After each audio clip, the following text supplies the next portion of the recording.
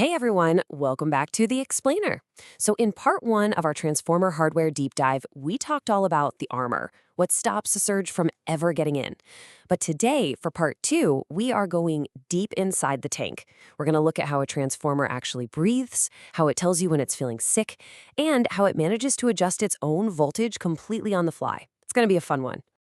Just as a super quick recap of those external defenses, bushings give us insulated exits, while arcing horns and surge arresters act as sacrificial flashover points to clamp voltage spikes to ground, and, we mount the whole shebang on either dry-type or hermetically sealed tanks. Boom, armor done. That covers the first line of defense, right? But what actually happens inside the tank? If those external components are the armor, we really need to look at the internal organs. Let's see how this massive machine literally breathes and speaks from the inside. To do that, we gotta talk about the conservator tank system. Honestly, you can just think of this as the physical lungs of the machine. It's usually a smaller, cylindrical tank mounted right above the main tank, and they're connected by a simple pipe. Here is how that breathing actually plays out. When the transformer is operating under load, it heats up. And when oil heats up, it expands. The conservator tank gives that expanding oil the room it needs to breathe without letting outside air touch the main oil volume. Now, the air that does move in and out, that breathing air is forced through a dehydrating breather. It's basically a canister packed with silica gel crystals that strips out the moisture. This is absolutely crucial, because if water gets in, wet oil loses its insulating strength incredibly fast. Okay, so the lungs keep the oil healthy. But what about the nervous system? Let's talk about internal fault detection. This is how the transformer senses pain, how it taps you on the shoulder and says, hey, something's wrong, way before it just completely fails. And the most important nerve of them all? That would be the Buchholz relay.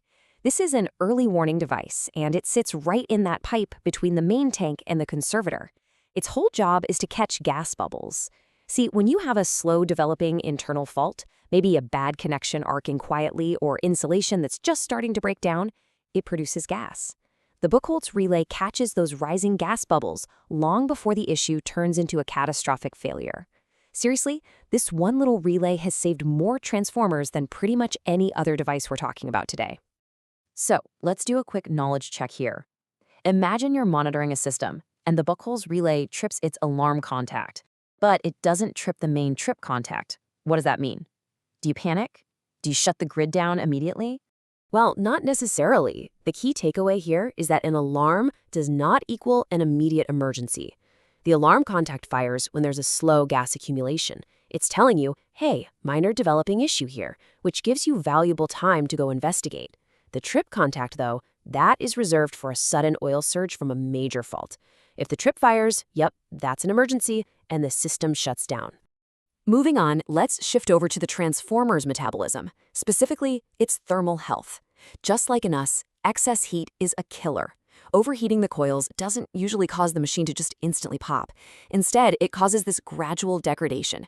It drastically shortens the life of the insulation, leaving the whole machine super vulnerable to any future electrical stress. To keep a handle on this, NEMA sets standard insulation classes. For instance, Class A allows for a 60 degrees Celsius rise above ambient temperature, all the way up to Class H, which allows a 125-degree rise. And generally, the higher the class, the more power you can push through it. But keep in mind that classic engineering rule of thumb. The life expectancy of your insulation is literally halved for every 10% rise in temperature above its rating. Halved! Because heat is that dangerous, monitoring it is non-negotiable. We mostly look at two indicators. First, the oil temperature indicator, which just measures the heat at the top of the tank. But the winding temperature indicator, that one is way more critical. It simulates the hottest spot inside the winding using a current-driven heating element. Why do we do that? Well, because the winding always runs hotter than the surrounding oil. And it's that specific hotspot temperature that actually ages the insulation the fastest. All right, we've got the lungs, we've got the nerves. Now let's look at the reflexes. Grid loads aren't static, right? They are constantly changing, which means voltages are constantly varying. So the transformer actually needs to adjust its own turns ratio to adapt to whatever is happening upstream on the grid. Let's look at how this plays out in the real world. Check out the exact tap settings listed on this distribution transformer nameplate. You don't just get one fixed voltage ratio. You typically have your nominal setting, plus a series of taps. Often, you'll see 4 taps spaced out at 2.5% increments. That gives you adjustments up to 5% above or below the nominal rating, which lets you make those vital, on-the-fly tweaks in the field. But how do you actually change those taps? Well, you've got 2 options. Offload tap changers are simple, but you literally have to de-energize the entire transformer before switching, which, is fine if your local voltage almost never drifts. But for modern power systems where voltage regulation has to happen continuously, we use on-load tap changers, also known as TCUL, or tap changing under load.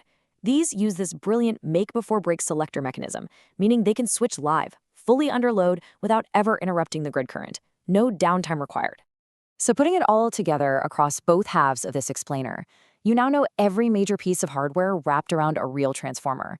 From the bushings and arresters stopping the surges, to the conservator tanks and breathers keeping the oil dry. From the Buchholz relays acting as early warning nerves, to the tap changers keeping the voltage perfectly dialed in. This is the complete physical layer. It's exactly what turns a simple wound core into an absolute tank of a machine that can survive for decades out in the elements.